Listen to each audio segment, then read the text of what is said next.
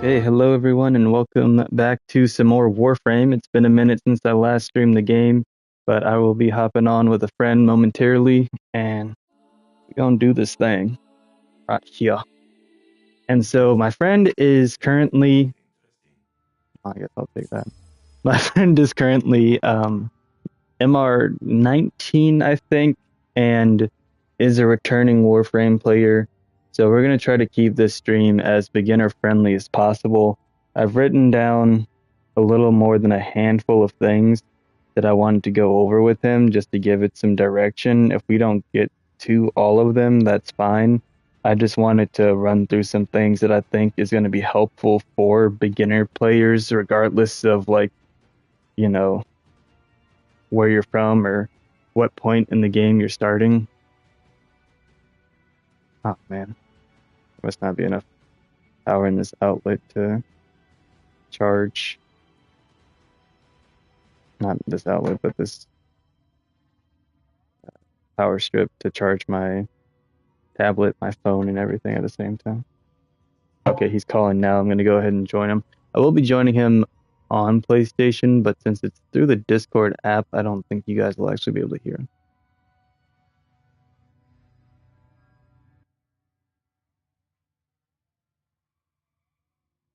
Yo, can you hear me?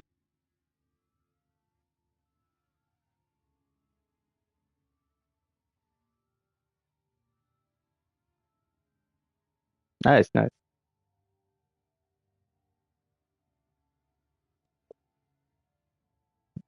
Have you started yours yet?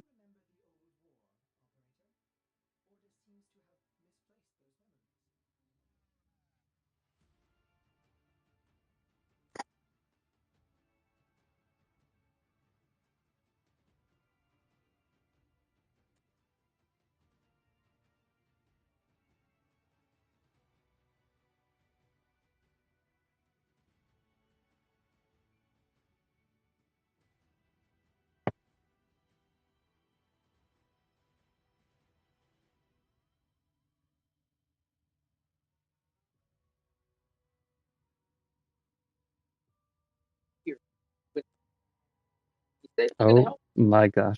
So sorry. Sorry, I was pulling up your stream and it it was playing twice. Okay. Yeah. I've got my stream up too.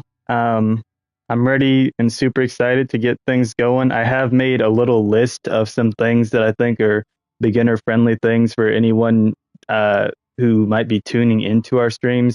And then also as a returning player, some things that might look different from how they did 5, 10 years ago if someone took a hiatus and just wanted to get back into it and know some things to go for.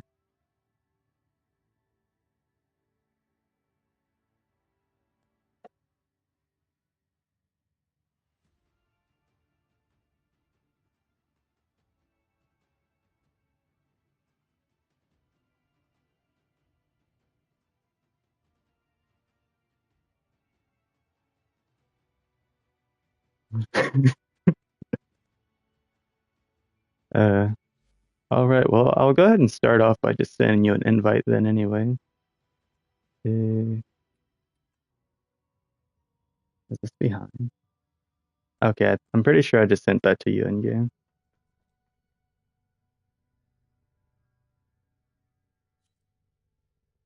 Okay, cool. And something fun that I think to start with would just be having you come to my orbiter.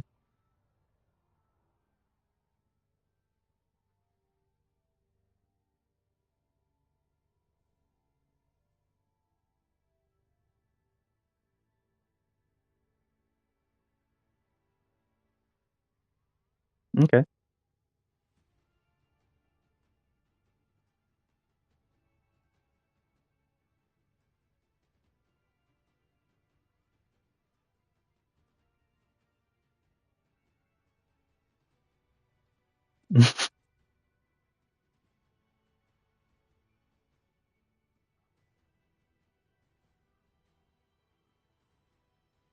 Can you restart your stream because it is quite a ways behind on my tablet.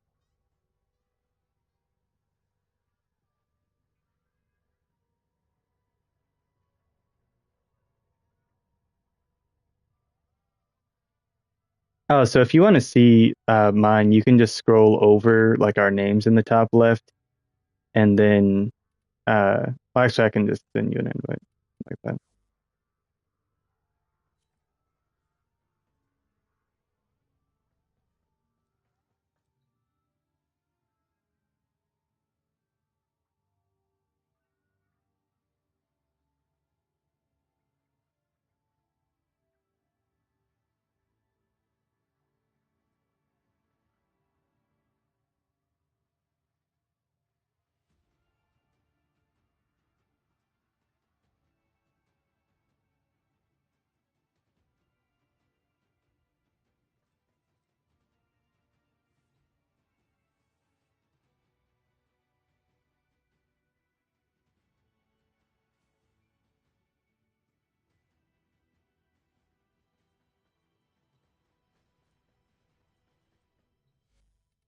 Nice. Well, thank you for the shout out.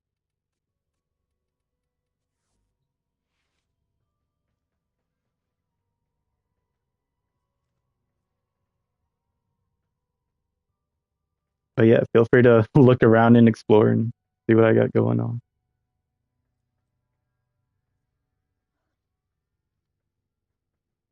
Just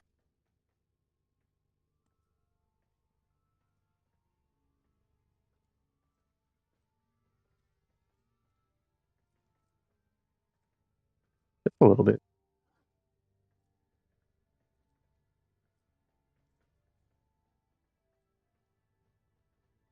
Yeah, well, most everything, I mean, there are going to be some little cosmetic things that you see in here that I've spent money on, but most of it I've actually gotten for free just in game or through events and stuff like that. And then there's more back here too. Like you can come all the way through.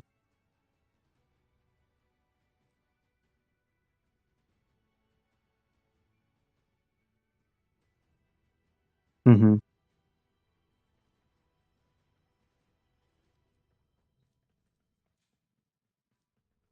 Yeah,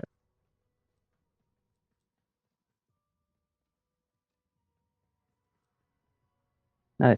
But yeah, you can come onto the back end of the ship too. There's way more back here. It's not just that.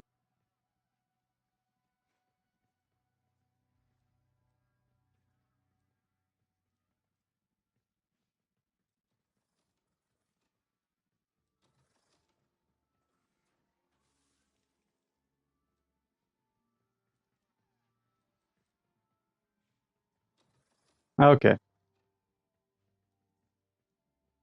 gotcha.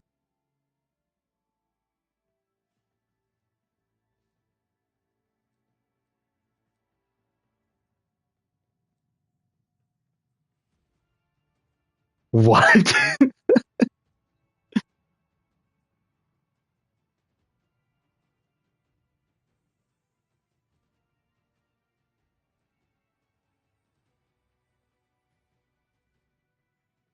Hmm.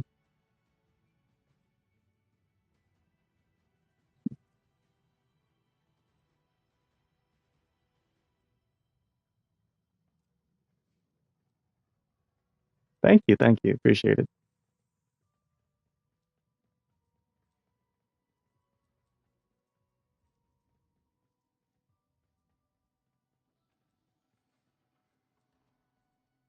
Oh yeah, for sure. I've been turning it into my throne room.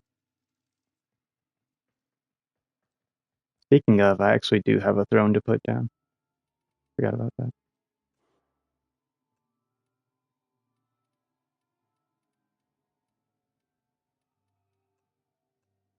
Faux show, faux show. Okay, where should I put the throne at? That's the question.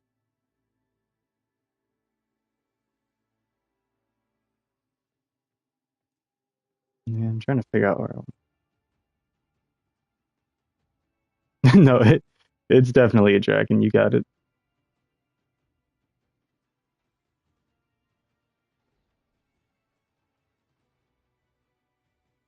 Mm, I'm just gonna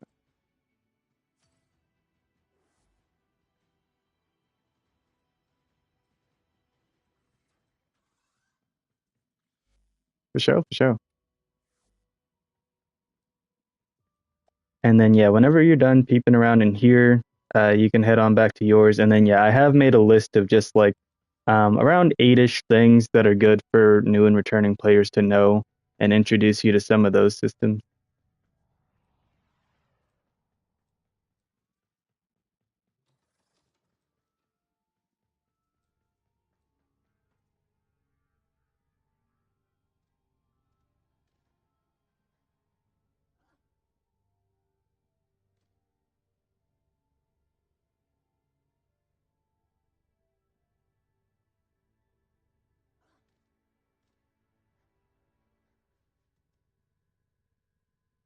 Okay.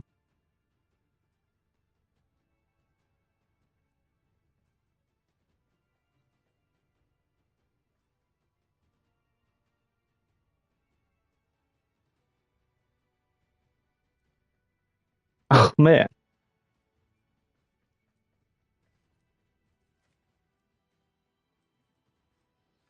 Yeah, people just don't like to like.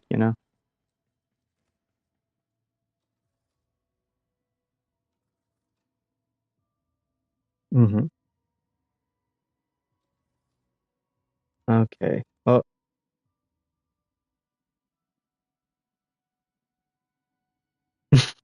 thank you. Oh, I got you. You're fine, dude. Appreciate it. Good energy.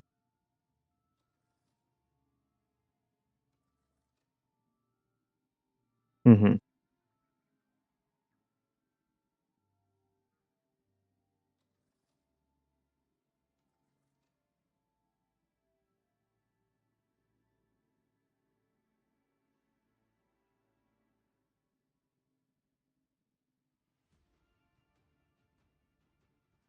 Hmm.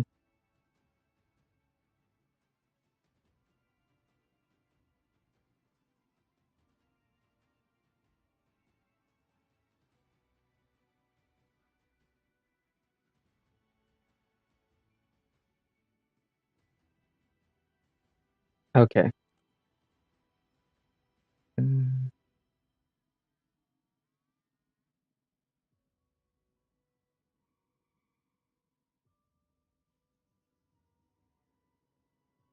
Yeah. Well, if you want, so I do have some stuff laid out, and I think once we get through all of it, it's gonna have answered like probably 90% of your questions for right now. And then as we go through, if there's things that I've missed or stuff left over, feel free to shoot them at me if you're cool with that.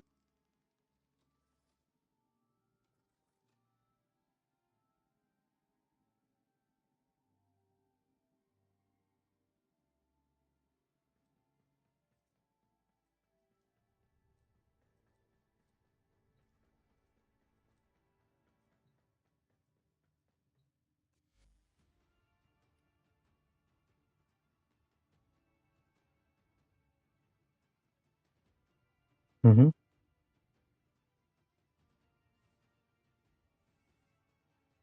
For sure. Okay, cool. All right. So I think what would be cool is for us to kind of start up front and then kind of start working our way back through the ship. So the first thing I kind of want to make sure we had a good grasp of was standing and factions, which you'll find near your star chart at the front of the ship.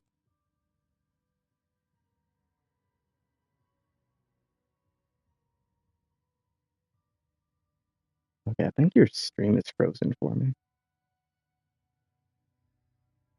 Oh, are you still in your okay, it's moving.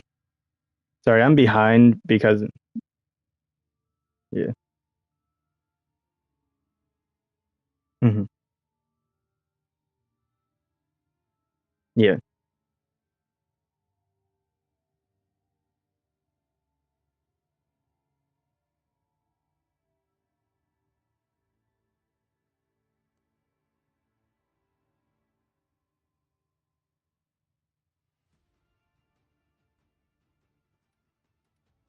Hmm.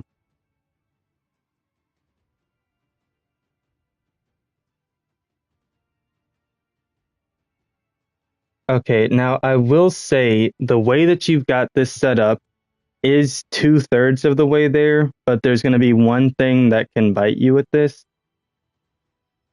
So like if you scroll over your new Loka, for example, the green one in the middle, it's a little bit behind, so I'm waiting for it to. Okay.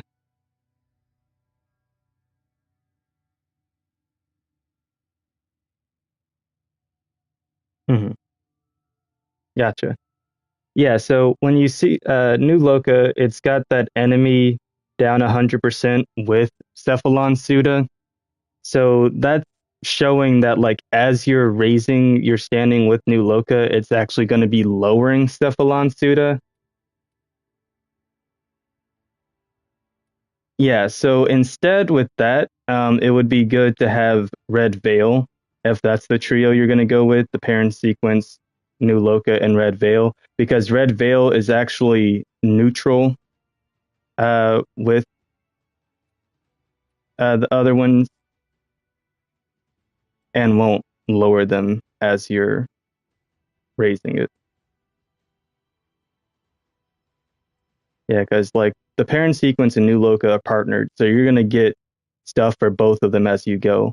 But as you're ranking up New Loka, it's going to actually be lowering Cephalon Suda, but it won't do anything to Red Veil. So you can level up Red Veil independently without affecting the other two and get all three up to 5.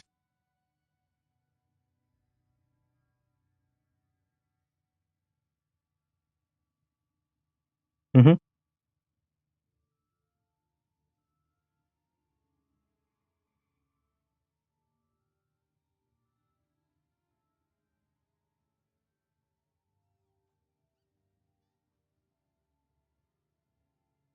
Yeah. Yeah. So, and this is one of those things that I was mentioning the other day, like that if you don't catch early on, it'll come back to bite you because you'll be constantly fighting against Cephalon Suda trying to rank it up.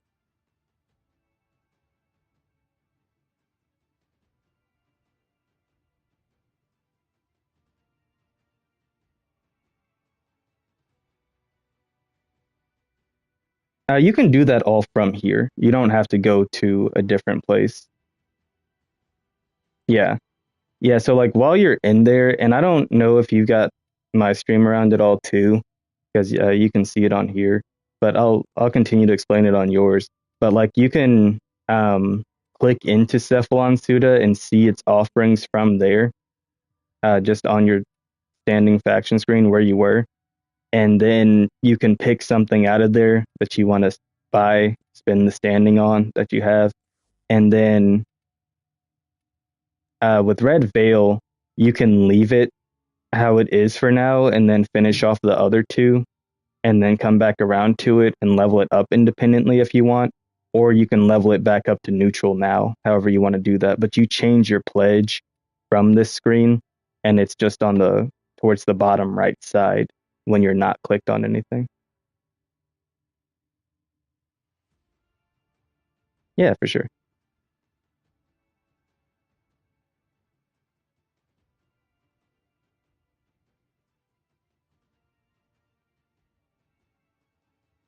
Yeah, and you can just go to view offerings and yeah, you got it there.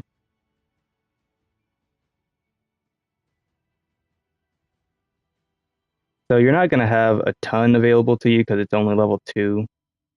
But anything that has a check mark, you've already got it. So I'd recommend going for something that's not checked off.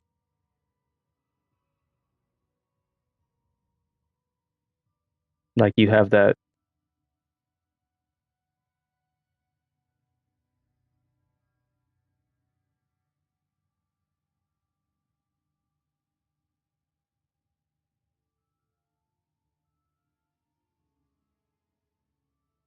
Yeah, and so the thing about this stuff too is that things in here are tradable as well.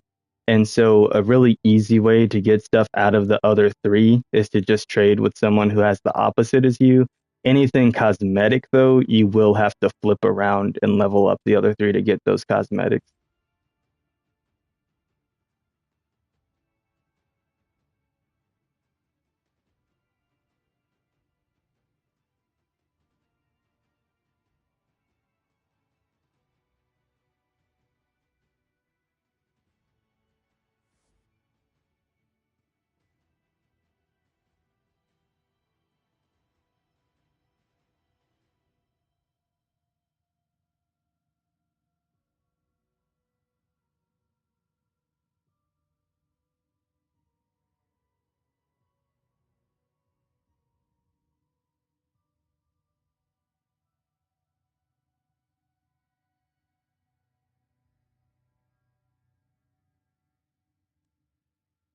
Yeah, so if you wanted to make Red Veil neutral first, you would just go over to change pledge on that main syndicate screen, and then you can click on which one you want to pledge to and make your main.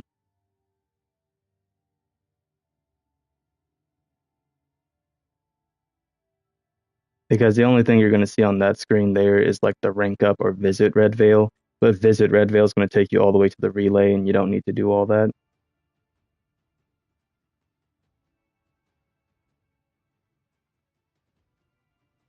Yeah, so that's fine because if you make them your main, like you change your pledge as you play, it's going to give you more standing with them, and then it's going to let you do the things you need to rank back up. Because right now you're at negative, so you just need to earn standing to get yourself back to neutral and then positive.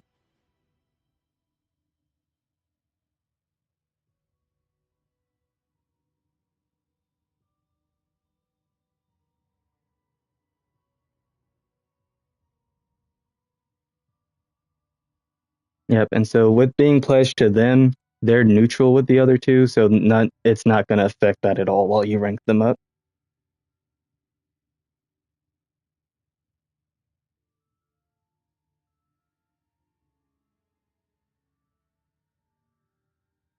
Okay. So next we're going to take a look at modding, uh, just to make sure everything's clear on that system in there, and give you some tips in there to kind of manage everything. So you don't have to go to your arsenal. You can just go to the mods section across from the foundry. Okay. Nice. Okay. Awesome. All right. And so with that, normally I like to sort things by duplicates in here. Um, so that'll be like on the right side of the screen under Iatan Treasures. You can click on that and then click duplicates because that just helps me see what things I can sell and get rid of. Now, if I'm trying to find a specific one, then I switch that to sort by name. So everything in game, I usually either have sorted by name or duplicates when it comes to mods, because then that just makes it easier to find what I'm looking for depending on what I'm doing.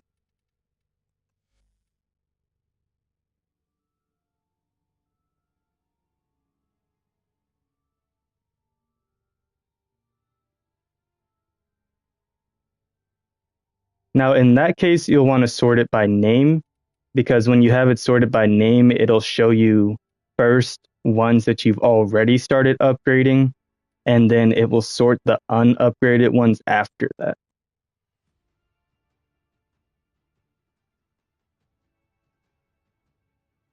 That's okay, and that's why we want to be able to see stuff like this because then you can just click on it and you can either sell or dissolve ones that you've accidentally been upgrading already, and you've already got two of them.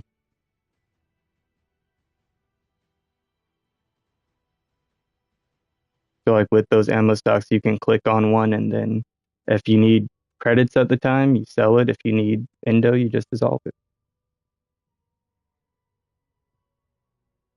Yeah.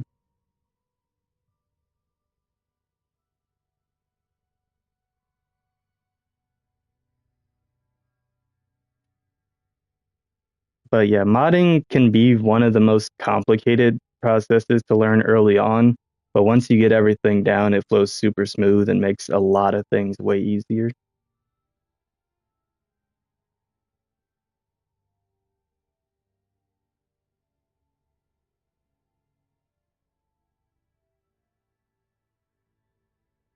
Hmm.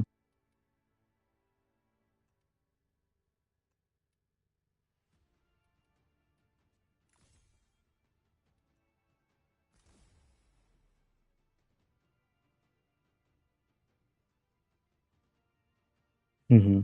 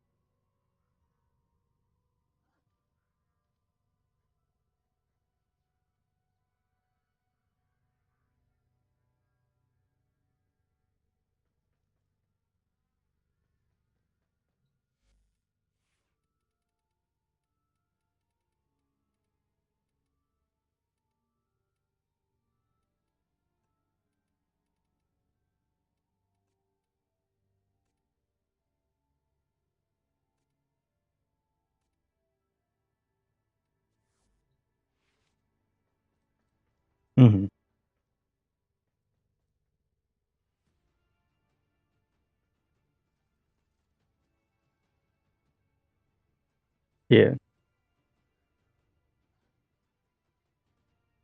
Yeah, no, I got you.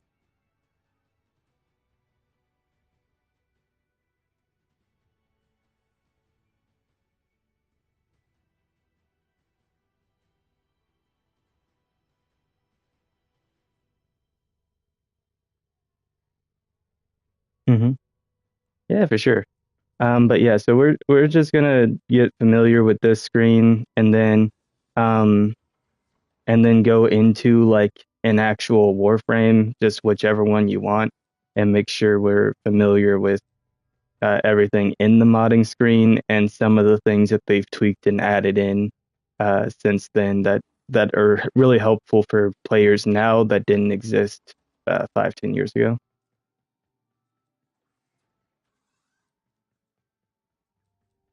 Hmm.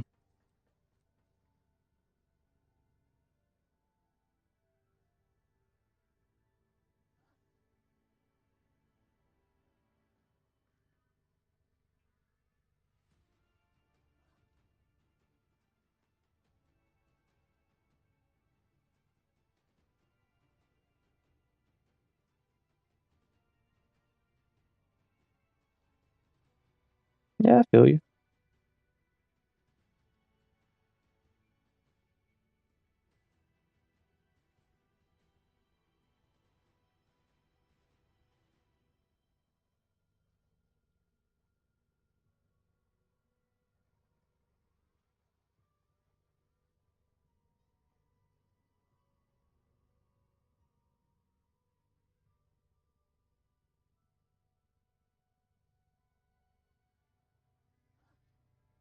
Hmm. But yeah, and then once you've dissolved all those, are you familiar with I-10 treasures and what to do with those?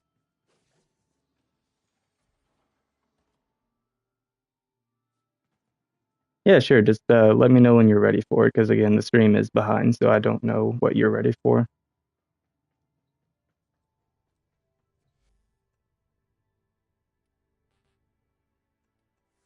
Okay, cool. So because I'm also showing stuff on my stream, like as I talk about it, so anyone who pops in and wants to see, they'll know. Cool. Yeah, and so the sculptures are a pretty simple thing. Basically, and I'll show with an unsocketed one. So you've got your cyan stars and your amber stars, and all you'll want to do is just install stars into it. Now, I don't remember if it's like mastery rank based or what, but at some point you get an auto install feature. If you don't have that auto install, you can just click on the empty slots and it will let you put a star in. Um, and then you take those to Maru, who is on Mars, but they've also added in the feature from the tab where you can just click on it and it will automatically take you to her. So you don't have to try to figure out like how to get there. But she's on Mars and you can see on the star chart like her name to get to her bazaar. And then you can extract endo from your Iatan items, and that lets you sell your sculptures to her, these treasures, and get a lot more endo out of them.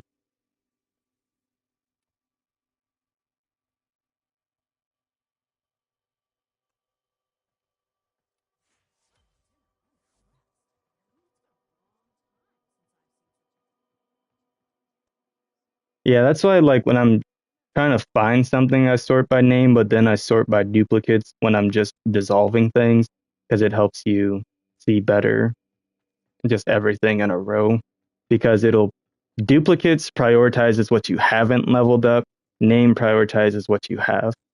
So then that way you can switch between those perspectives.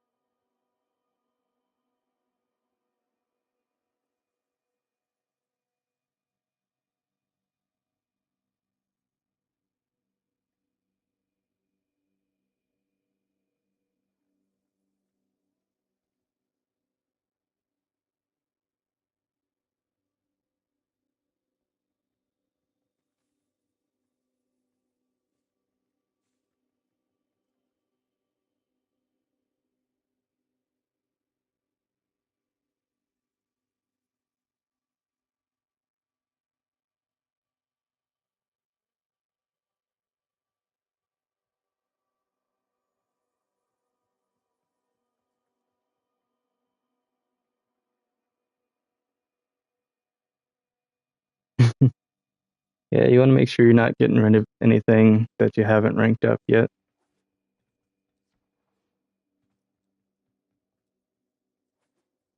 Yeah, good thing is like unless it's a gold mod or one of the primed or like some other rarities, they're mostly pretty easy to get and super common and will be very repetitive. So if you do accidentally get rid of something, it's not the end of the world unless it's like a gold or above.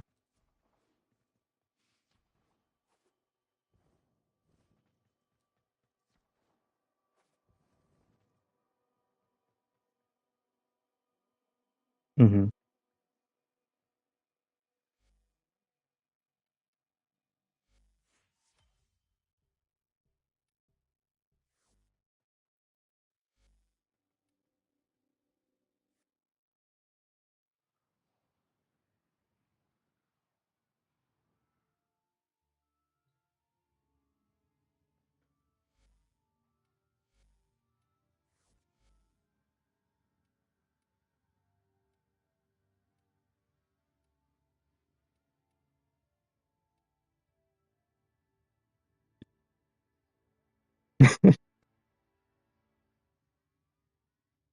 Oh yeah, for sure.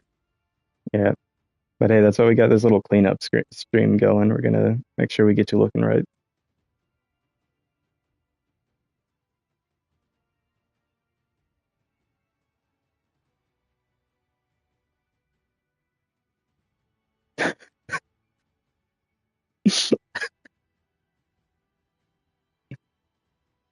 Um,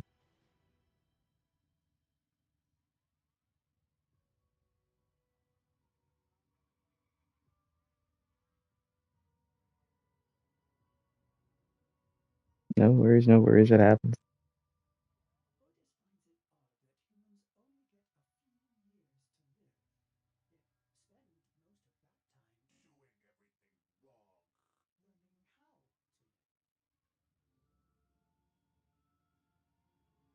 And yeah, all this is stuff you can clean up anytime as well with knowing how it goes.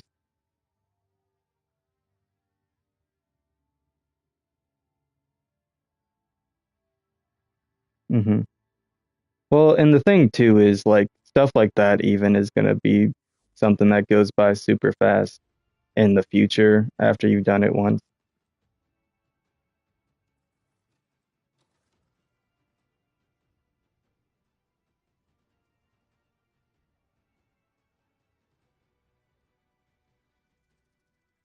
But yeah, and then you might even have some treasures already in there.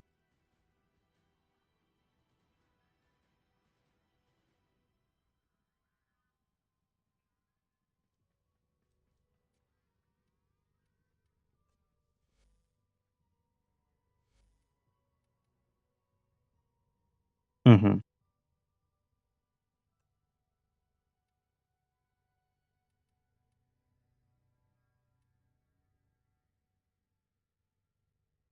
The Iatan treasures that's at your top right.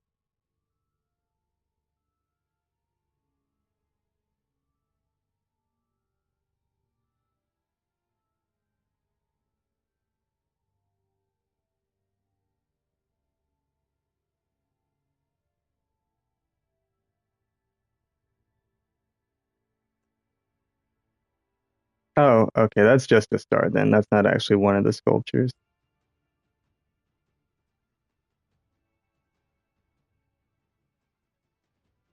Yeah, no, that's fine. That actually gives space for maybe later we can do one of the treasure hunts so you can see what that's like and get some more of those. Okay,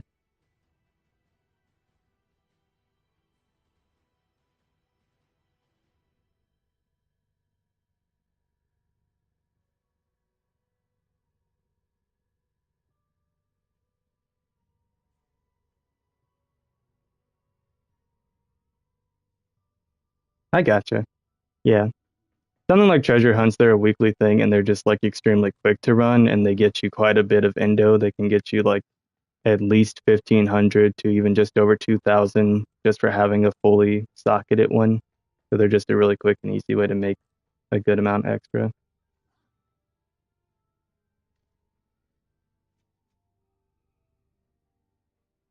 But yeah, so that's all you need to really know in that mod screen. And now we can look at Warframe modding a little bit just to make sure everyone's on the same page with some of the things that are helpful to be able to see and know how to do there.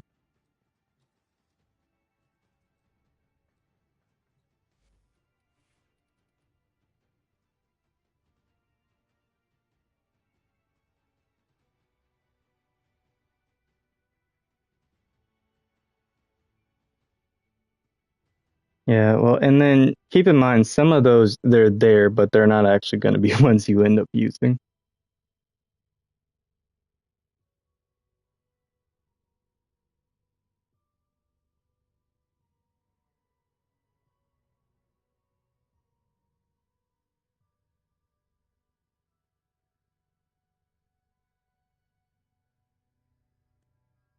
But yeah, whenever you're done with that, you'll actually go to your arsenal and just go into any Warframes mod screen. And I'll just match you on my end to make sure we're using the same one and looking at the same things.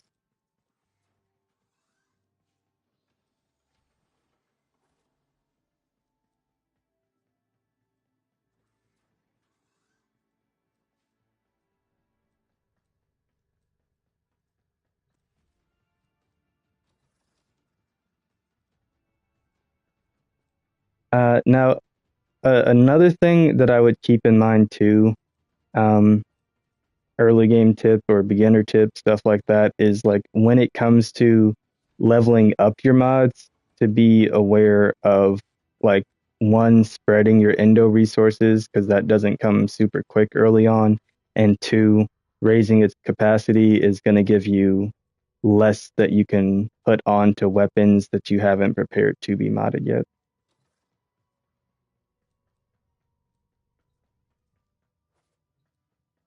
Okie dokie.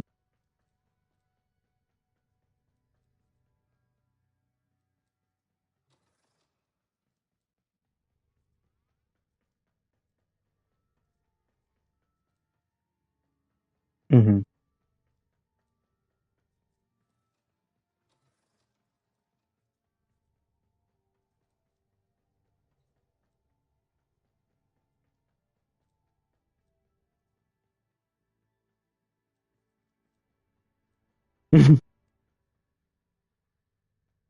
Yeah, no, I feel you. I've put in a crap ton of time. I told you before I got up to rank 27 in that, so I've played a lot of it myself. Hmm.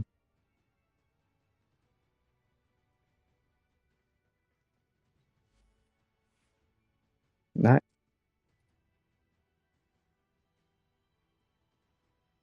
sweet. Also, I don't know what keybind it is. It might be uh,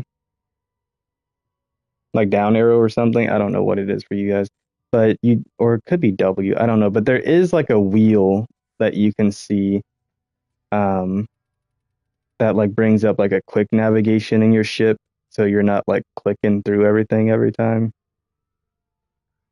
Q. Okay. Yeah, but that will allow you to like quickly navigate all the main things that you need to get to around your ship.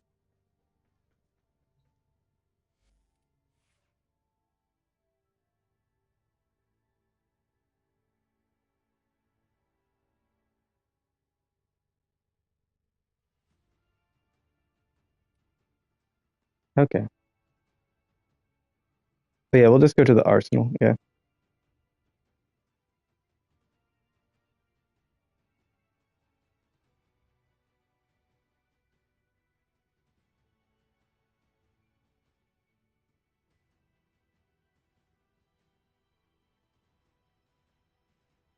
it's still very far behind.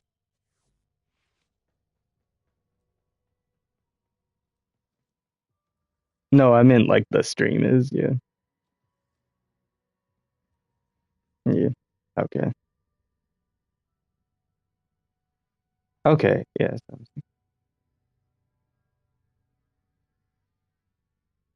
Hmm. Yeah, he's dope.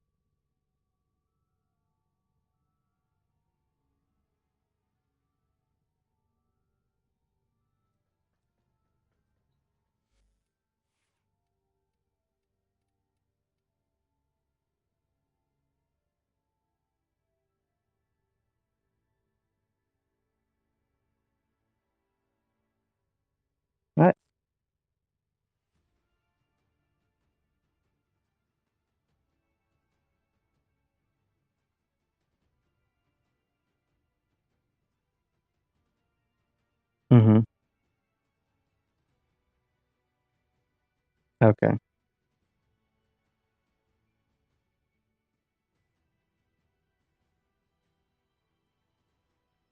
Yeah.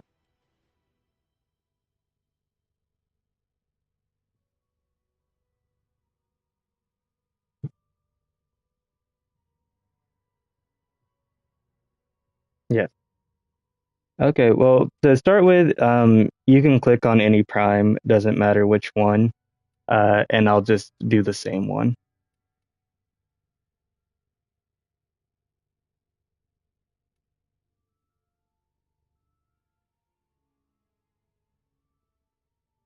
Like, is that how many times you format it? Is that what you're referring to? Okay. Okay. So do you want to look at Volt Prime then as an example, or okay?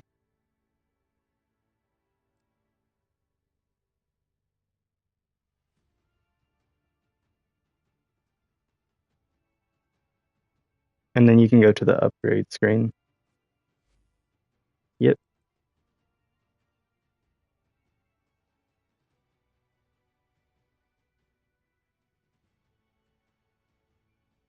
Okay. So we'll start with the arcanes then.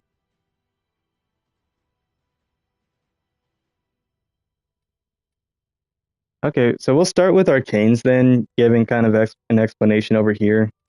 You don't have very many at the moment, but every Warframe will have two arcane slots automatically unlocked. There are tons in the game and ones that are going to be like way more super useful for you later.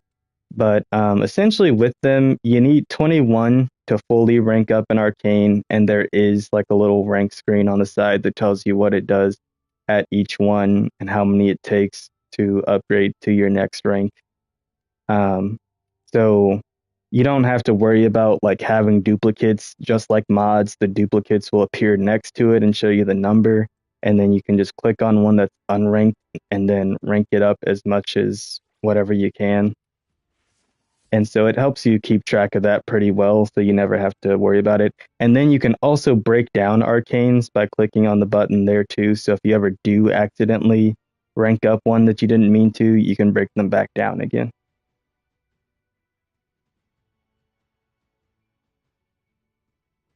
Yeah. Well, these are just extremely basic ones. They're not really going to do anything crazy for you anyway. There are,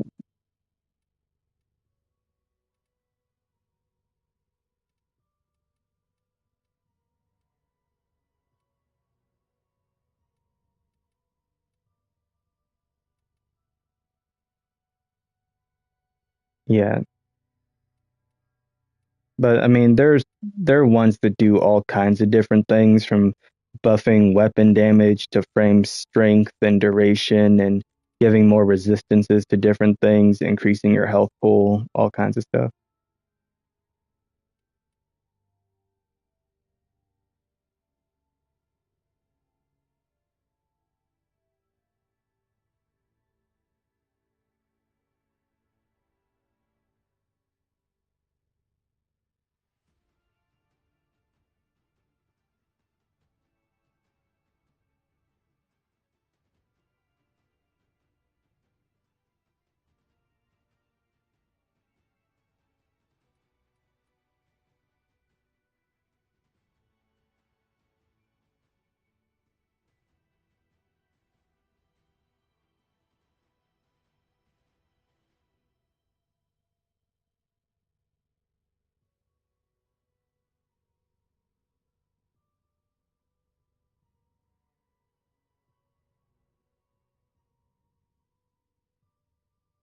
Mhm.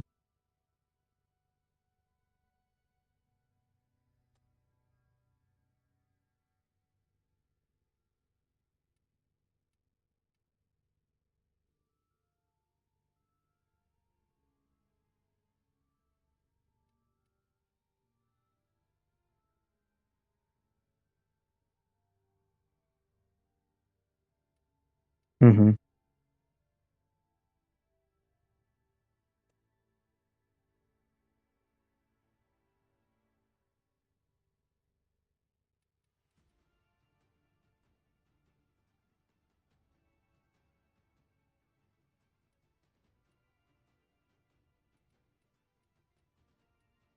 Yeah, for sure. And then like, because on my stream, I'm showing here, like I've got three different builds on Volt. I name mine too on my primes, not on the regular ones. But I always make one build that's kind of like an Apex build for them, essentially, like something that's going to be a great all-arounder and carry them through in-game content and like whatever they're doing. And then for Volt, I also have a speed build just to make him more of a buff for teammates. And then I have an Eidolon build for the Eidolon hunts on Earth. But that's just an example of how you can do a few different configurations. Now, anyone who's early to mid game, I always just recommend build for survivability and then make your strength come second because you can always mod your weapons to be your main source of damage. But if your Warframe can't survive, you won't even get a chance to use its abilities or what your weapons can do anyway.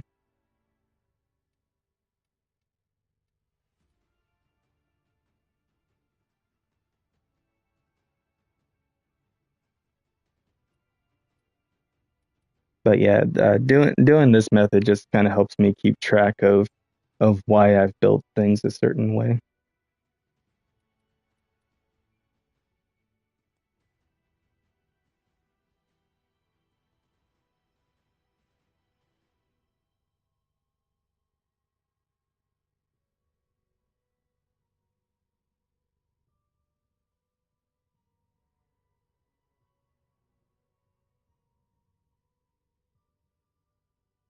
Hmm.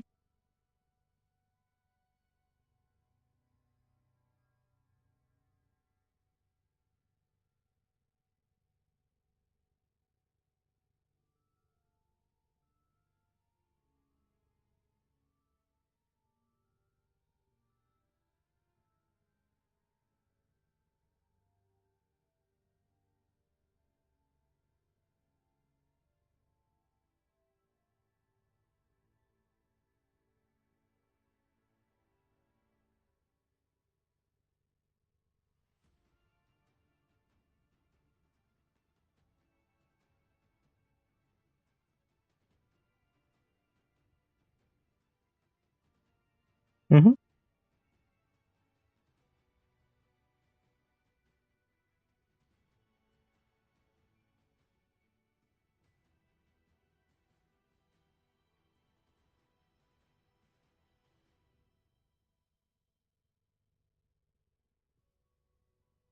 Hmm.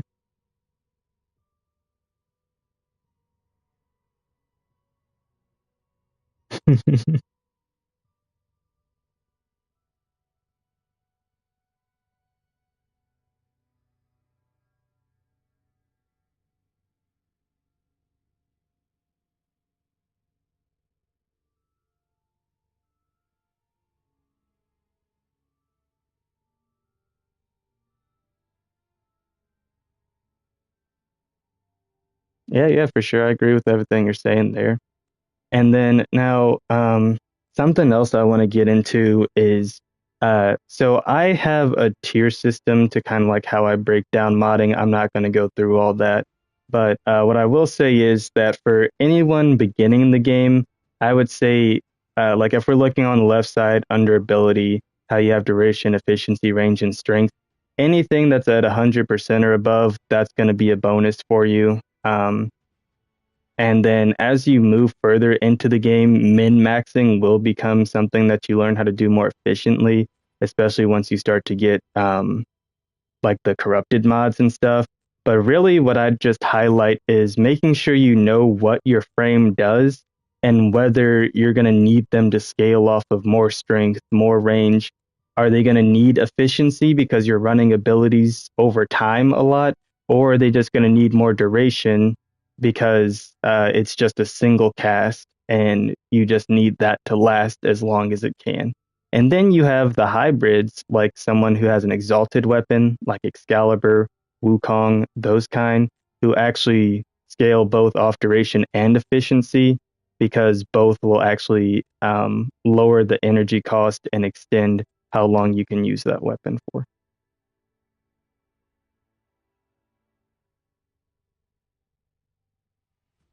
Hmm.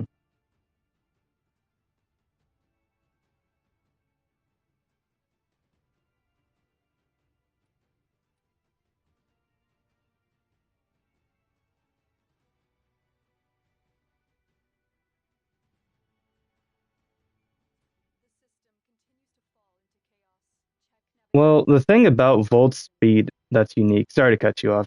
You go ahead.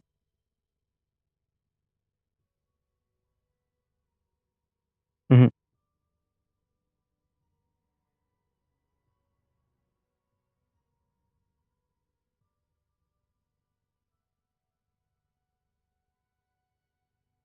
Hmm.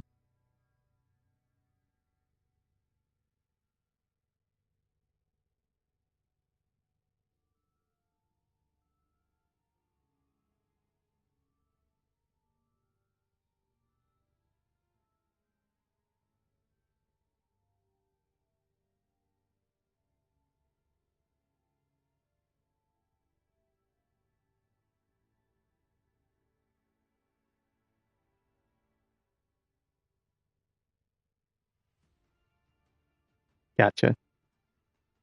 Okay. Well, something I just wanted to point out, and I think this will be helpful for you to show on your stream too, because it kind of helps put it a few things into perspective for people. But if you like scroll over his abilities on the side and like go to his two, which is his speed, and you can hover over like two, three, and four, you'll see on those it gives like a breakdown of what you're looking at with each ability. So you have things like on speed, for example, you have the drain, how much energy it costs. You have the radius, how far it affects your teammates. And then you see duration, speed multiplier, and reload speed. So Volt's speed is unique in that it increases your reload speed, your movement speed, and your attack speed for all allies. And so that is going to be a priority to focus on with him, and you can see with all of his abilities that they do all have a component of duration to them. But now you'll also notice that when things are blue, that means they're actually getting buffed and affected by something. When it's green, it's not. And when it's red, it's actually getting nerfed. So, like, you'll notice that on his fourth ability, for example, it has duration as well, but you're not actually getting any kind of a buff or duration out of it like you are for his two or his three.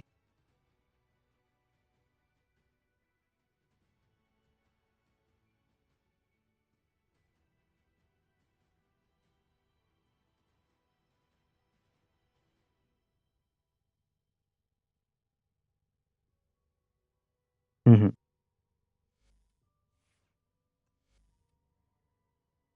Yeah, and Zero Assassin in the chat, I agree with you there. Um, Something else that's helpful is when you go to the ability screen, it does have more tips. So while you can't see a breakdown of every single thing that a Warframe's abilities do just by scrolling over them there, it does have more of a tip section that gives you more information on some things they can do as well as what their passive is.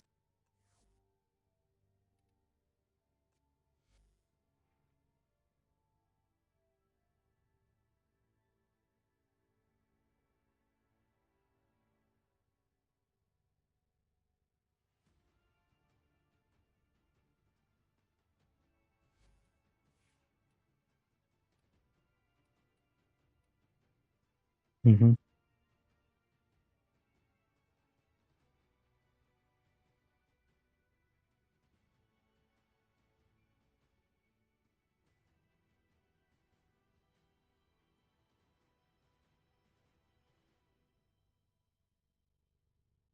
Thank you so much.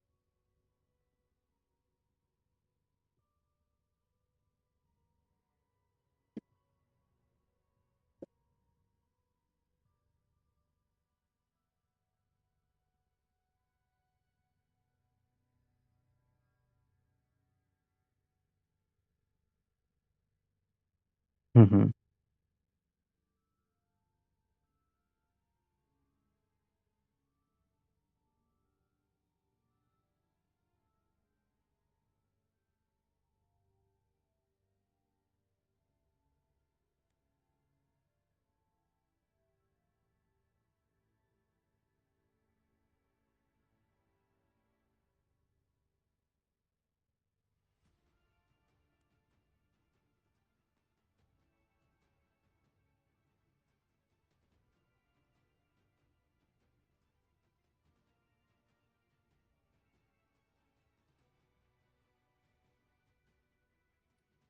Very well put.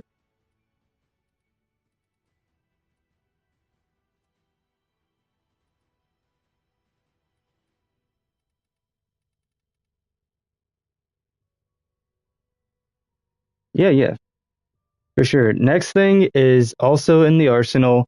This is a way to easily get some early game weapons that people don't always see, but they actually have changed and made it much more visible on this screen. So you can see this in primary, secondary, or melee. So whichever one you want to click on in your arsenal there. But when you scroll down, you'll actually notice there are three types of icons that you're going to see. I'm just in my primary tab, for example. So you're going to see ones that have an icon that's just platinum, meaning that you can't get their blueprint from this screen, but you can click on it and scroll over blueprint and see the build requirements of how you get it. The second type is a type that shows platinum and credits. On that one, that means you can actually buy the blueprint from this screen. And when you scroll over it, it'll tell you exactly what you need for it and whether or not you have those things and whether or not you have the weapon mastered, just in case you forget and need to go back and see. The third type, I'll just finish this very briefly. Uh, the No, you're okay. And then the third type are ones that just cost credits. And when you see just credits there, that means you can actually flat out buy the weapon fully crafted and it just goes straight into your inventory. You can rank it up and get rid of it just like that.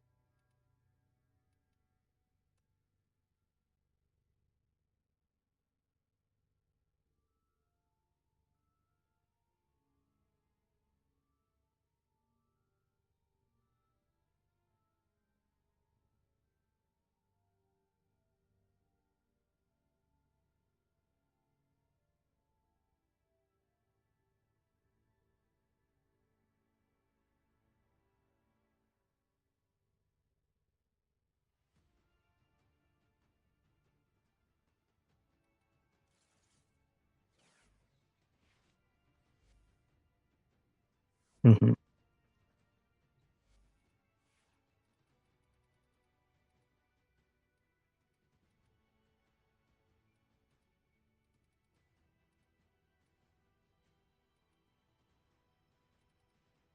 Hmm.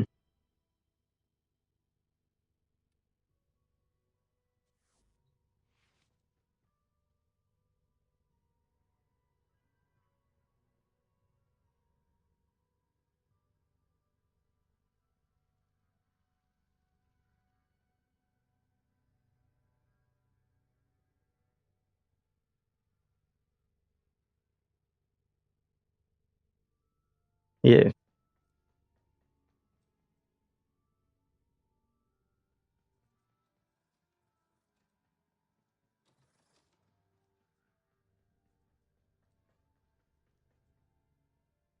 Hmm.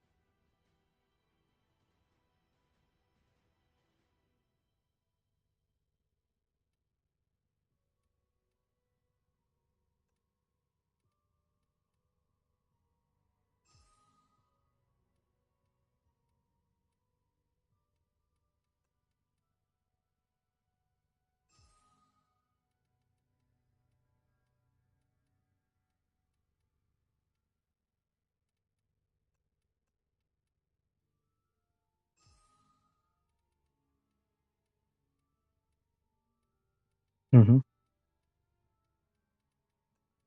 For sure. And then you did mention a couple things that are important in there as well that I'd like to reemphasize. So you do have weapons that are signature weapons for Warframes that will get a certain buff in their hands. And then you have weapons that are also just universally useful across frames. and then certain weapons that will get a buff depending on what Warframe is holding them because of that Warframe's ability, like Volt, for example, being an automatic buff to melee weapons since he does increase attack speed. And then the second thing you mentioned, like having your favorites. So that is actually a new feature that they added in within the last year or two, is that you can see a star in the top right while you're like hovering over warframes or weapons. Like once you once you're in their selection screen, you can actually add them to your favorites now, and it will automatically put those things at the top when you click that star at the top right next to like where the name of the thing is, right under like credits and platinum. It's so tiny over there that it's actually really easy to overlook if you don't know the system is there.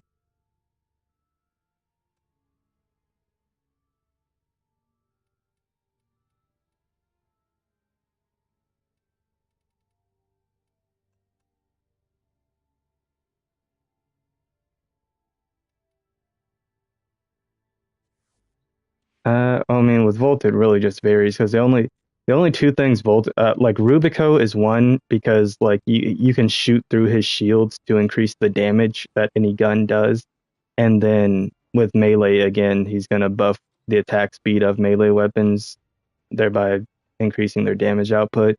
So really, it kind of just depends on what you're going for.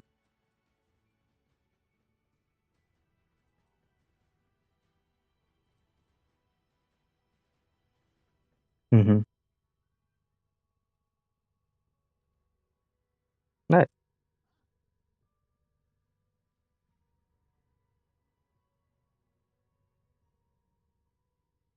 Hmm.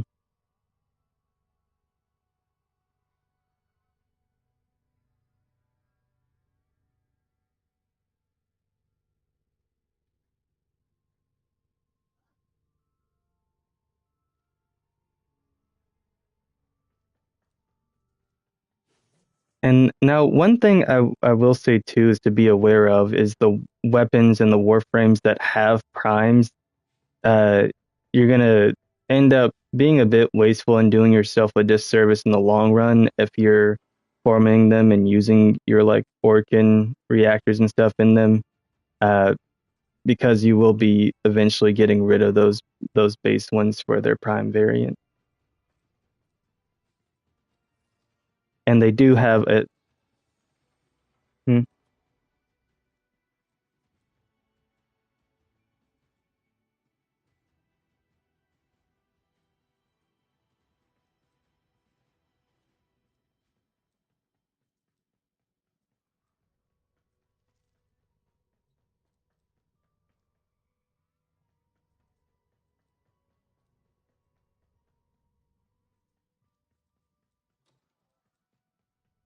Yeah, and that's where the codex can be handy too. Because like with those, you're gonna want to prioritize the prime over the regular because they have a system in the game now called the helmet where you can feed your regular frames to that and then get an ability from them that you can put on your other warframes. But in the codex, it's super helpful because you can go to like the warframes and vehicles tab, or you can go to the weapons tab, and then sorting it kind of just shows you side by side everything that has a regular form and everything that has a prime form. Uh, and then you don't really have to try to go through the whole hus- hustle of hassle of trying to figure out which one has an upgraded form. Because not only just prime, there's also Kuva, Coda, and what are they called? Tenet weapons as well, and all kinds of other variations of a ton of weapons that you don't just see on that screen because they're not available in the arsenal. They're available from other places. And so going to the codex kind of helps you see which weapons have different versions so you don't have to worry about wasting your stuff on those.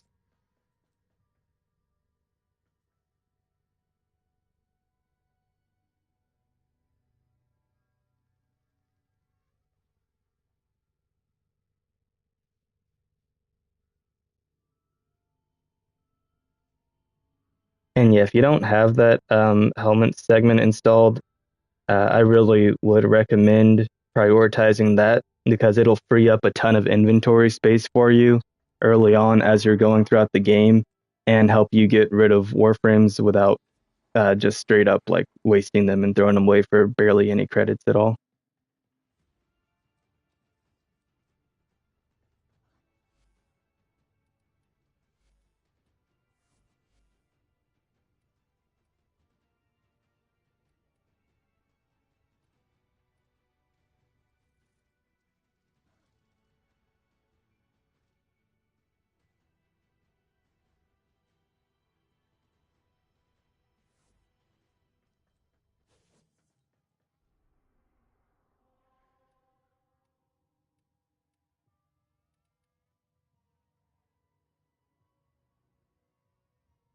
Yeah, that's all I had there. And then, are you familiar with everything in Nightwave?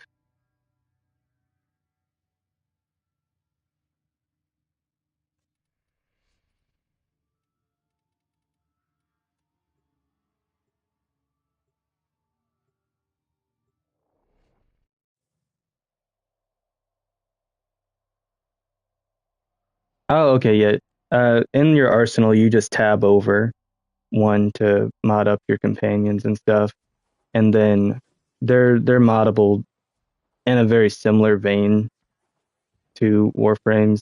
Um, Most of my companions I just have modded for stuff that like helps me survive better because there are some with shield restoration and health regen and stuff like that. And then when you get further into the game, you start to learn and find a few that will actually also significantly help with your damage output and help with certain functions in the game like fishing and mining and things like that.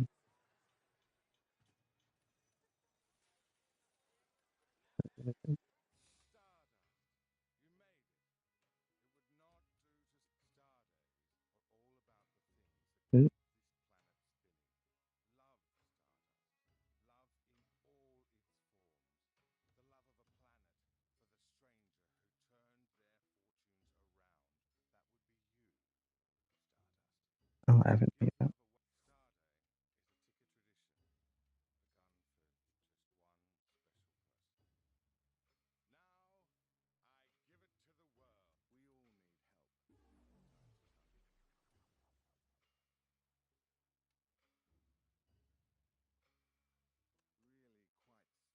that. Conclave is just the specific PvP game mode. Um, so that's only gonna affect that.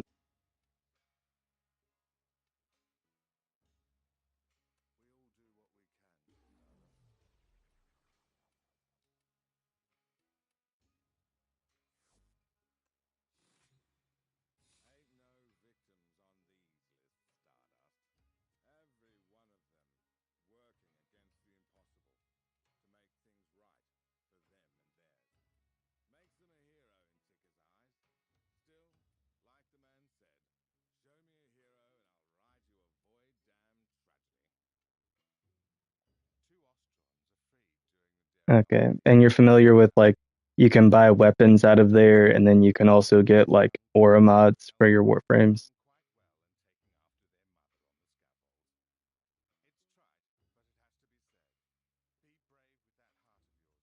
Okay, dope.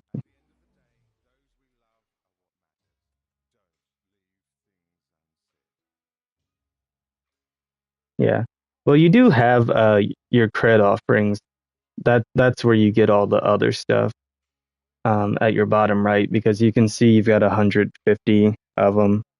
And so you can buy Orokin reactors, you can buy Orokin catalysts to upgrade your capacity. You can get even the Vauban Warframe out of there and like all kinds of different stuff like that.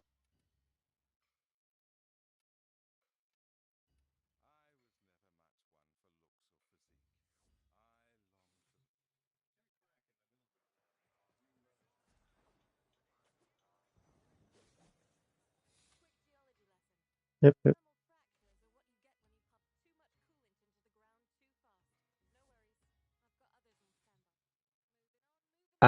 Those are really the main things I had because as long as you have like a general understanding of everything else, because I showed you like the Ayatan stuff, and you can go to Maru for more of that. Um, Duviri and some of the other weeklies and stuff you'll like get into as you play the game more and figure it out. Just two recommendations that I would kind of try to prioritize getting to are, like I said, that helmet, so you can start getting rid of warframes in an efficient way, and then doing the Duviri Paradox quest, because that will also open up a weekly opportunity to get like a whole warframe that you don't have to go out and farm for.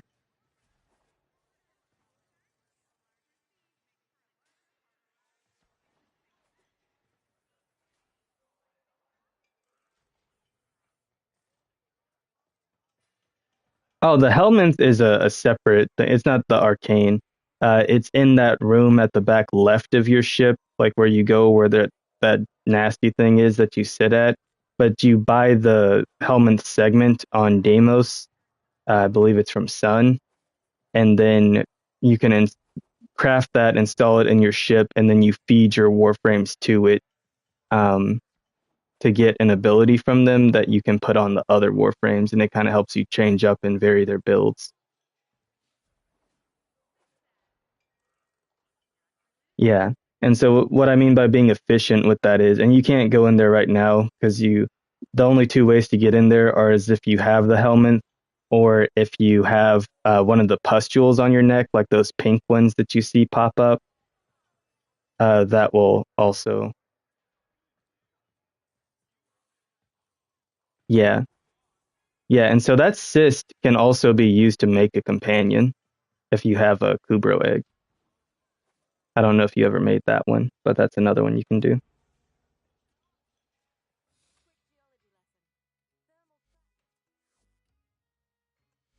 Yep. Yep. But yeah, that's just on Deimos. That's a good thing to prioritize getting. And then, like I said, Duviri, because you can get one free Warframe every week.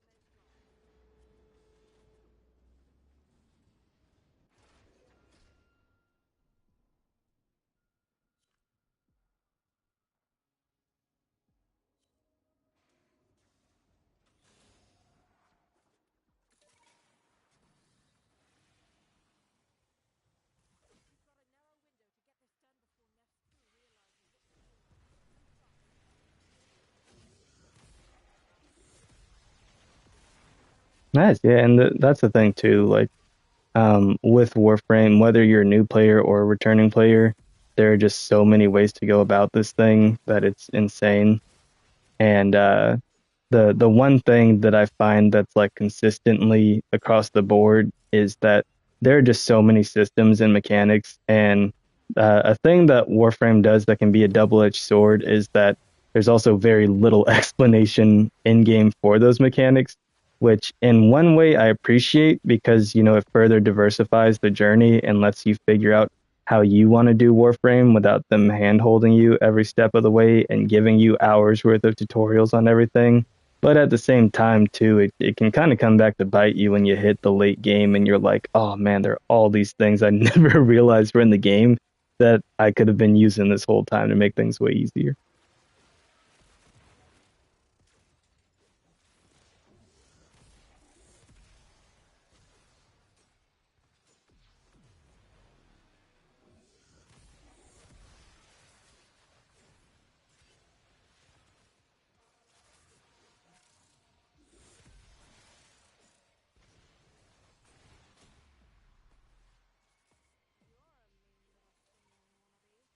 Facts.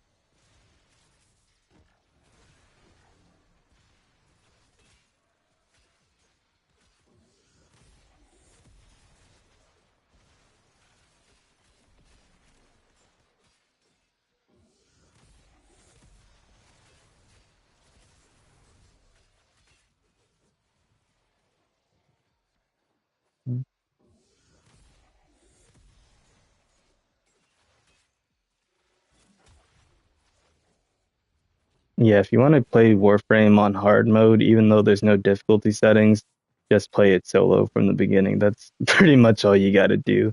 Like once you're way into it, way higher, way more experienced, and you got really solid builds, honestly, it kind of flips and inverts. And this is from me talking from personal experience with 1200 hours in and being LR4. Like you start off and you're like, man, this game's so hard without other people, and then it flips to a point where you're like, man, this game becomes 10 times harder when I'm doing this stuff with other people.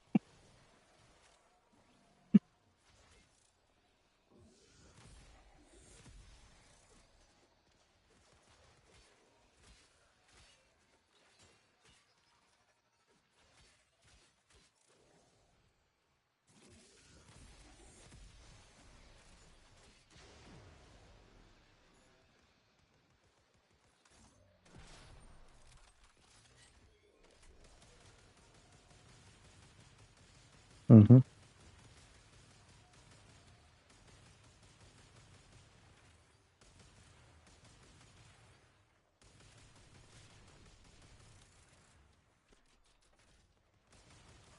Man, single-handedly funding Warframe.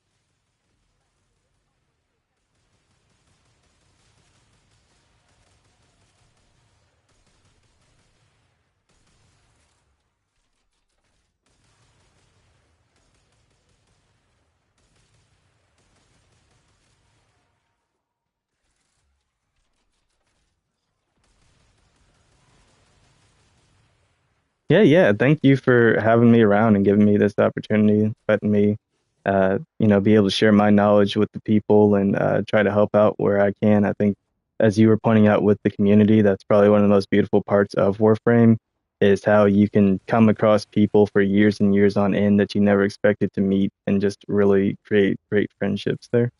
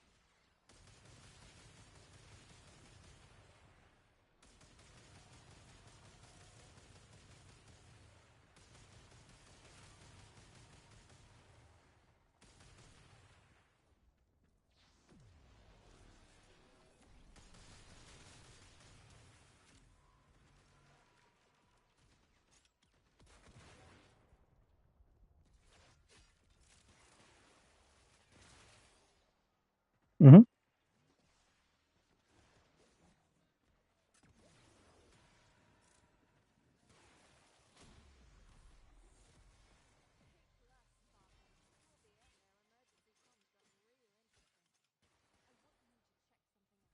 Yeah, yeah, no worries. Anytime, dude. I really enjoy hopping on doing stuff like this. So, like, anytime you want to in the future, if I'm around and available, you just let me know. Or even if you just have a question about something and you just want to shoot it over on Discord, feel free to do that too.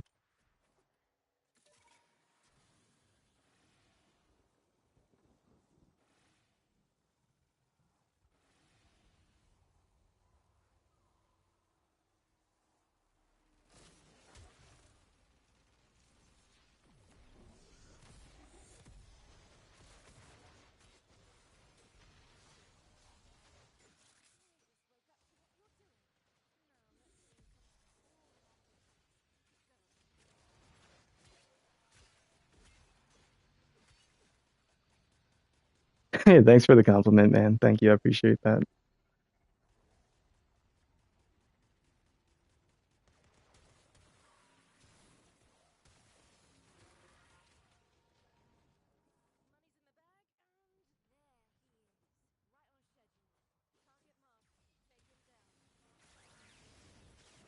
Yeah, man, absolutely not a problem.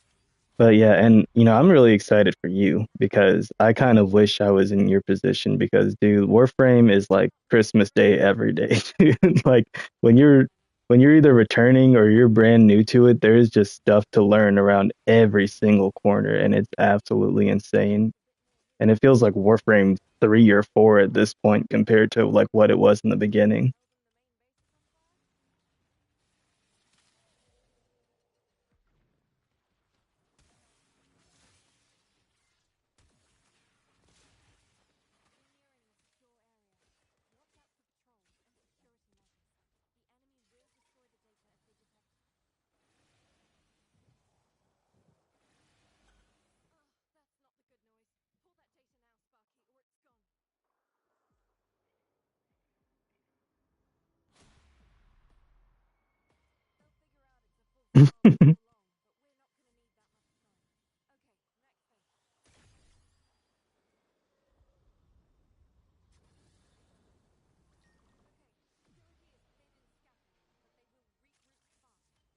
Yeah.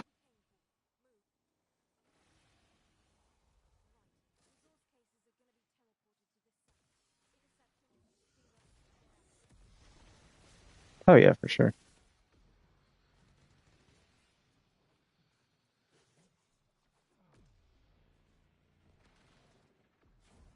Hmm.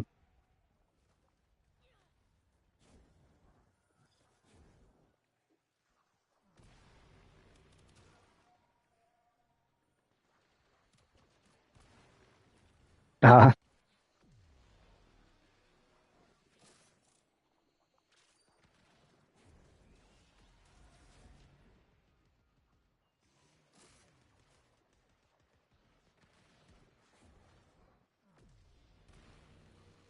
Hmm.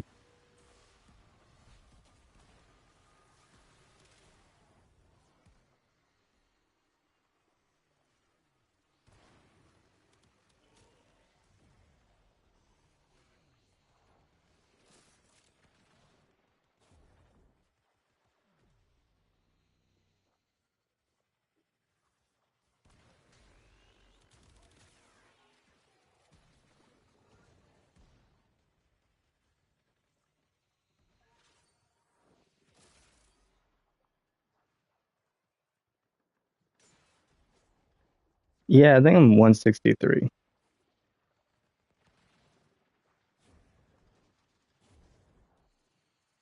Hey, brother, this is completely just a hobby for me. Like I'm already like in my full-time career that I enjoy. I've been on YouTube since like 2017, 18, I think. And so uh literally I just have fun with it. It's not anything that I'm pouring my heart and soul into.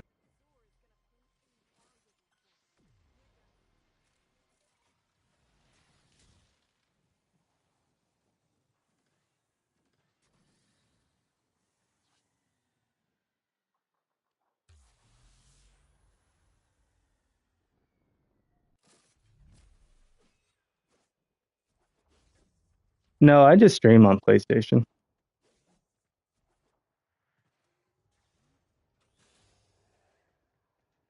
Yeah,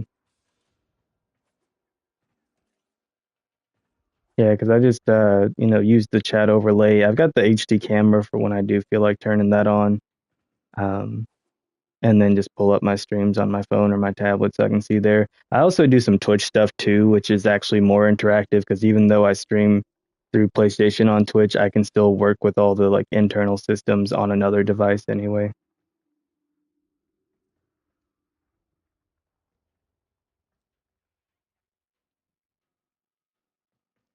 Oh yeah, for sure. I've been aware of that for years. Um, but yeah, like I said, it's something I could get into in the future if I really want to pump the effort into it. But for me, like I'm more like focused on my actual career right now than something that I just do as a hobby.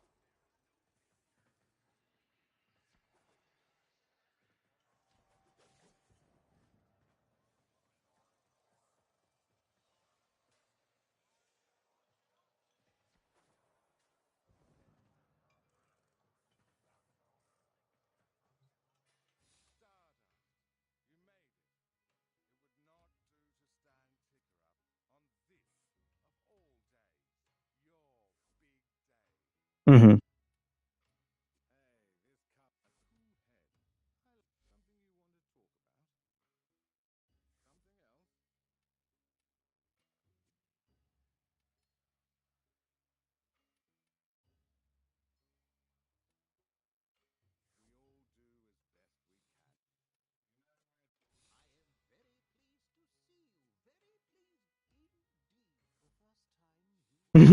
Yeah, yeah, for sure.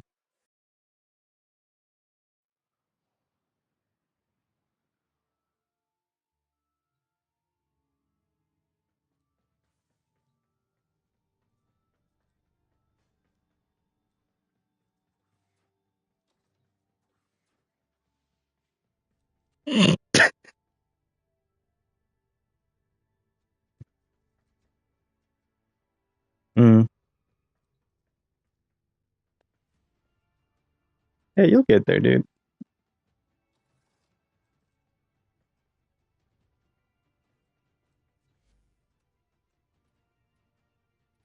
Yeah, but hey, you're persistent, and so that goes a long way.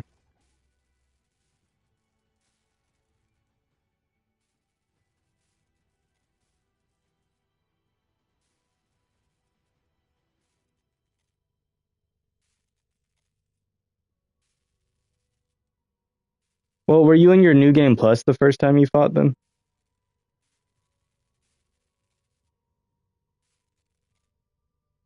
Yeah.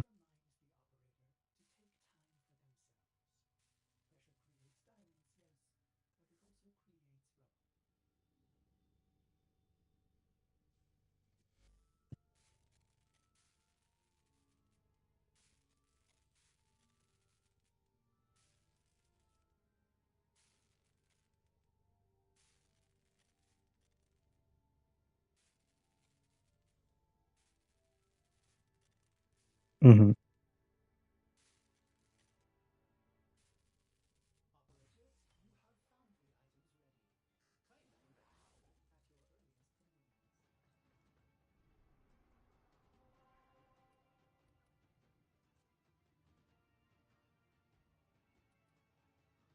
Yeah.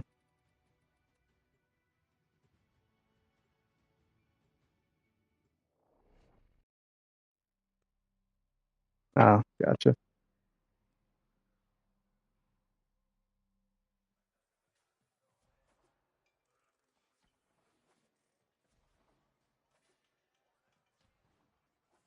Yep.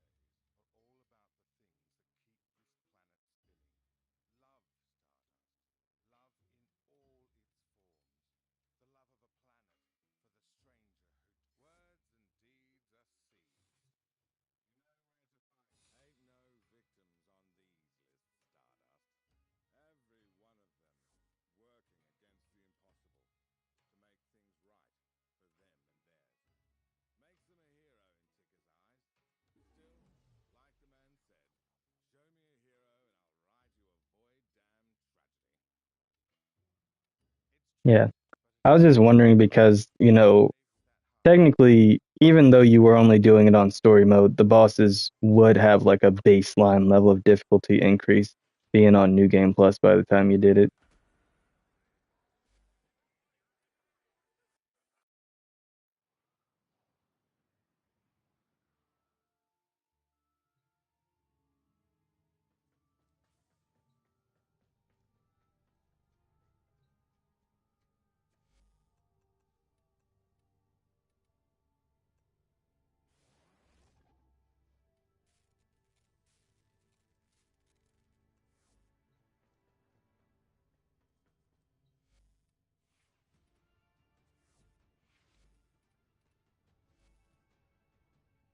Hmm.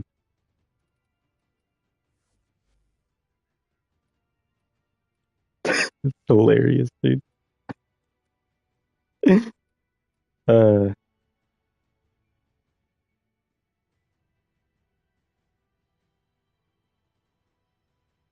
mm,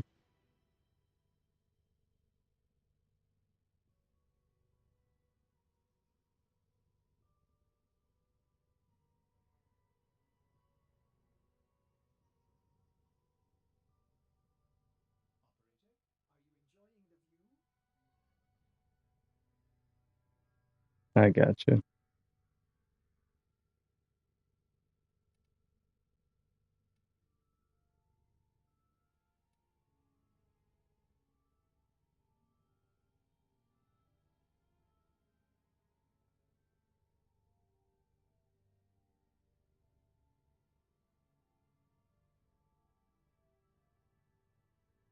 Uh,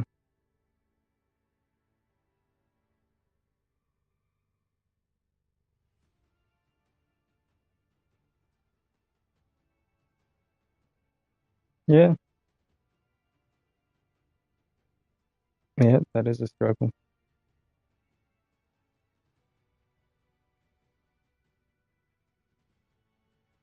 Mm,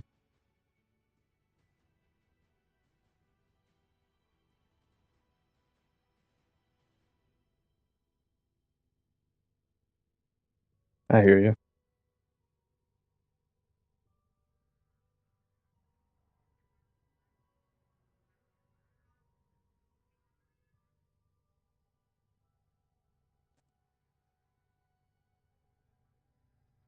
Oh no.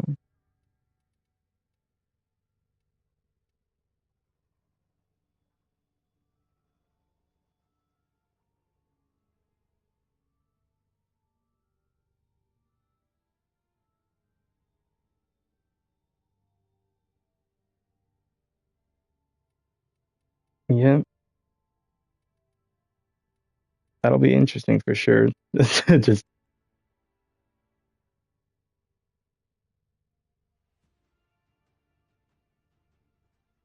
fair, fair. Yeah.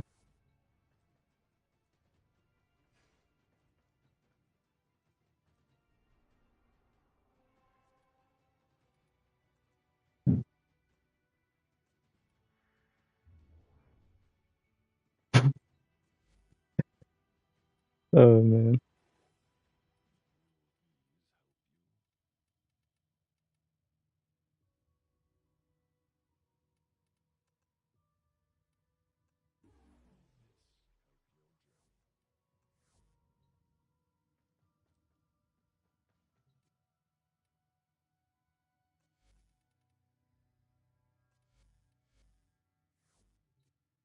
Yeah. No, I hear you. I'd be in the same boat.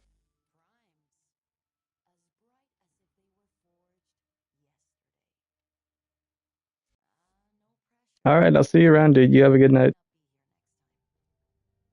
All right, bye.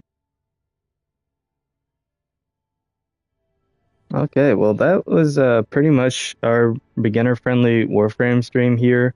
Hopefully, that was informative for anyone who wants to come back around in the future. I know it probably seemed kind of weird at certain points because I was just talking to my friend on Discord, so you guys wouldn't really have been able to hear him, probably just me. But in those silent moments, I was just kind of letting him do his thing. I just figured that I'd stream this So then that way the information's out there too for anyone who watches my channel and they want to know more about what Warframe is or what it looks like, some of the easiest ways to get into some early game stuff. It's been actually, I haven't technically done a formal Warframe review of this game since I was only about 10 hours into it. So I guess it would be kind of fun though if I did like either a short stream or made another video again of me reviewing the video again 8 years later, over 1,000 hours, over 12, well actually over 1,200 more hours played now than I had before, and just kind of like, compare the difference at like 8 years versus 10 hours into the game. So that's pretty funny. I think that would be fun. So yeah, I think probably one of these days pretty soon, having the idea now, maybe on a weekend, I might come back in and actually do like a little Warframe review then versus now. Like I'll probably rewatch my video again, take some notes on some things that I was saying back then, kind of piqued my interest about where I was then and kind of where I'm at now as far as my thoughts on the game. Because I never really did a follow up to that one, and like I said, that was 8 years ago, so it's almost been a decade difference compared to then of what I've experienced. But that's going to be all for this stream, guys. Again, we were just keeping it beginner friendly, just doing some very basic things like showing off things you'd want to know in your arsenal, things you'd want to know about mods, things you'd want to know with the codex and with standing and factions, weeklies, stuff like that. Just some very early stuff that you would know then. I wasn't hopping into 1999, wasn't doing pre-rebellion in-game content, wasn't going into like optimal builds and crazy stuff like that. Just keeping it simple enough that anyone getting into the game at any point could follow along with what we were on about, and maybe make some tweaks and improvements to the way that they view the game and the way that they do some things that maybe they hadn't considered before or didn't realize would be as helpful for them as it is, because there are so many nuances to Warframe that it doesn't just put in your lap. You kind of just have to figure it out through experience and through community and cooperation. And that's really the best way to grow in this game, is to just keep playing, keep experiencing, and stay in touch with people. If you see YouTubers, streamers ask questions in their chats, in their comment sections, in their communities, when you're in game, ask stuff in the Q&A chat. I've only got recruiting up. I don't look at Q&A anymore because personally I don't answer anyone's questions in it, and I don't have any questions that I ask there either, because it's not like I know every single thing there is to know at Warframe at this point. I'm just kind of sufficient of enough player to know what questions I need to ask and where I can find the answers without posting them in the recruiting chat. So that's the only difference there. I'm not saying that I'm an omniscient Warframe player that knows everything there is to know. I'm just saying that I've grown beyond a point in Warframe where asking in the Q&A chat is the most helpful thing for me. And then also join the Warframe Discord, because there's hella people up in there that are always willing to answer questions, help out on quests, join voice chats, just message, whatever it is that you're looking for. Like, you can easily find people in there that will really help you out with a ton of stuff if you're too overwhelmed by like the actual public in-game chat that's just everyone. You can find someone in there and then start up a one-on-one conversation with them, asking them how to do certain things, and you're not getting bombarded potentially with 5-10 people all trying to respond to you at once, or someone being like, that was a stupid question, shut up. Because it's not often that Warframe is toxic, but as with any community, you do have toxic people, and I've definitely encountered them. Looking in the general Warframe chat, looking in the Q&A chat, and then even myself posting stuff in the trade chat. Every now and then you'll get people who aren't breaking any guidelines, aren't technically doing anything reportable, but they are definitely pestering, heckling, and being very annoying. And so that's mainly why I literally don't use any of Warframe's chats anymore. accept the recruiting one, because I'll either post it here or I'll post in the Discord and be like, hey, I'm looking for a squad to do this thing, or I'm looking for help with this thing, anyone around.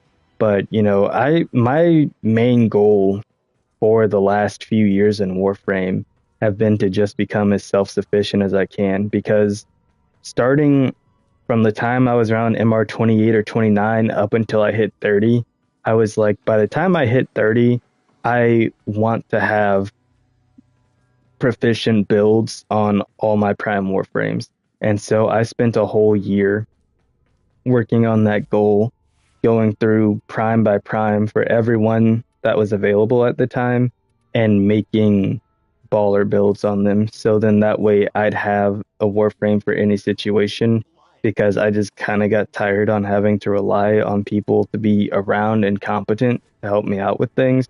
And so there are times where I'm like going into in-game content and I might still need a person or two, but that's more understandable than being at like mid-game content and like struggling with it unless there's another person around. And I didn't want to be in that situation anymore where I didn't understand the ins and outs of how to do the game's missions and mechanics, and I didn't understand the ins and outs of making proper builds and being efficient with my frames and with my time. And so I really deep dove into that, and I'd recommend anyone who's like MR 25 or above, like really get to know Warframe at its inner levels rather than just on a surface level, kind of mindlessly playing through, jumping into public squads, just getting carried by teammates and stuff like that, because it really does kind of open up your experience in a new way when you're actually learning how to do stuff like that for yourself, instead of just kind of relying on the soft or the hard carry to get through things. Um, you really start to like learn these systems and learn Warframe in a different light when you actually challenge yourself to do things solo in the late game. Because in the early game, all you're doing is hurting yourself really by playing solo, because you're making things harder that don't need to be hard and that aren't actually difficult. You're just not at a place yet where you can handle something like that. So by the time you're in the end game, you should be able to play like you're in the end game. And to me, Warframe's best indicator for if you're at where you need to be, or where you should be, is just how much damage are you doing, can you survive, and are you actually able to complete missions? And if you're barely doing damage, you're getting killed a lot, and you're not able to actually complete missions, that should be your indicator that you're doing something that's out of your price range.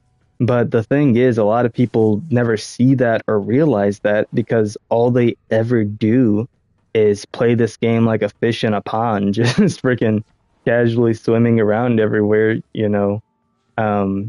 getting carried around by the tide.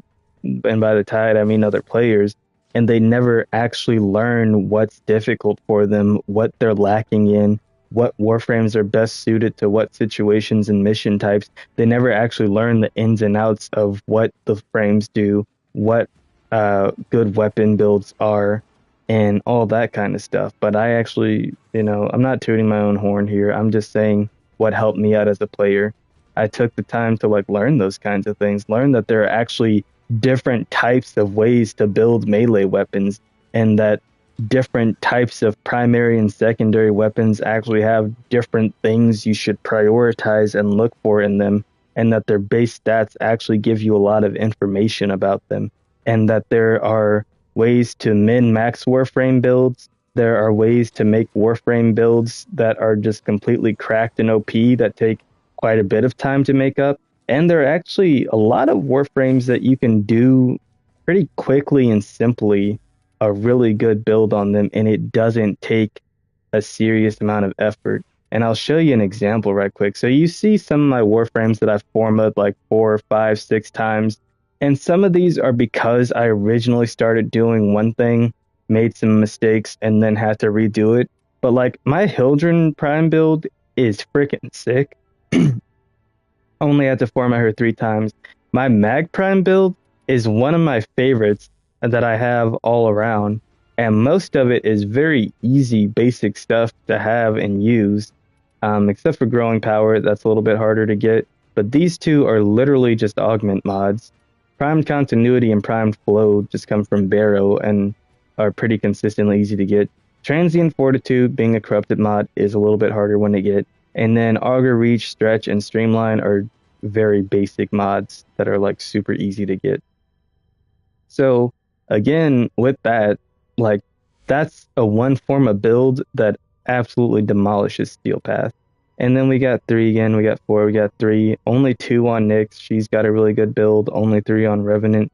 He's got a good build. I've only done 2 on Titania, and I have 2 variations of her build. And then, I have some that I've pumped more into because they either needed it to some extent or because I got really nitpicky with it.